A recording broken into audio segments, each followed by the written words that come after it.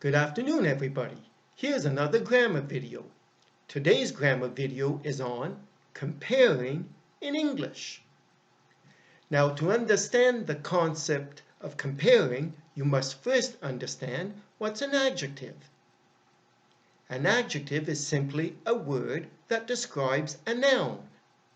It could be a person, animal, or thing. For example, my hair is short. Short is an adjective. My shirt is blue. Blue is an adjective. When comparing in English, we have two kinds of adjectives: short adjectives and long adjectives.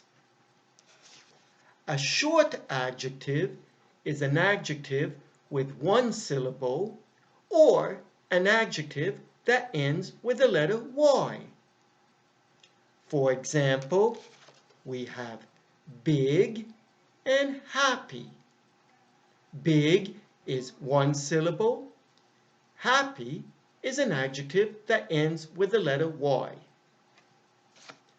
Now, a long adjective is all the other adjectives. It could be an adjective with two syllables, but that doesn't end with the letter Y, because adjectives that end with a Y is a short adjective. Or it could be adjectives with 3 or 4 or 5 syllables, etc. So to keep it simple, a long adjective is an adjective that doesn't end with the letter Y, and that isn't an adjective with one syllable.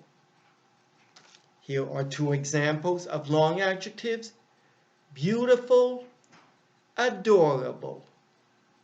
Beautiful, 3 syllables. Adorable, 4 syllables. Now, when you want to compare with short adjectives, you just need to follow these two examples. Let's start with big. Big, bigger, biggest. For example, Montreal is a big city, but Toronto is a bigger city. And Tokyo in Japan is the biggest city. Big, bigger, biggest. With happy, you do it like this: happy, happier, happiest. I could say that my friend is happy, but I am happier, and my father is the happiest. Now notice the Y changes to I when we compare. Now for long adjectives, we use these words: more and most. So if we take these two examples again, beautiful and adorable, we would say more beautiful, most beautiful. More adorable, most adorable. So you could say this flower is beautiful, but this other flower is more beautiful, and this flower is the most beautiful. Let's say for adorable, you see a little kitten, a baby cat. You could say this kitten is adorable, but the puppy is more adorable. And you see a cute little bunny rabbit, and you say, well, this rabbit is the most adorable. So those are examples of comparing with long adjectives. Now, unfortunately, we have a couple of exceptions.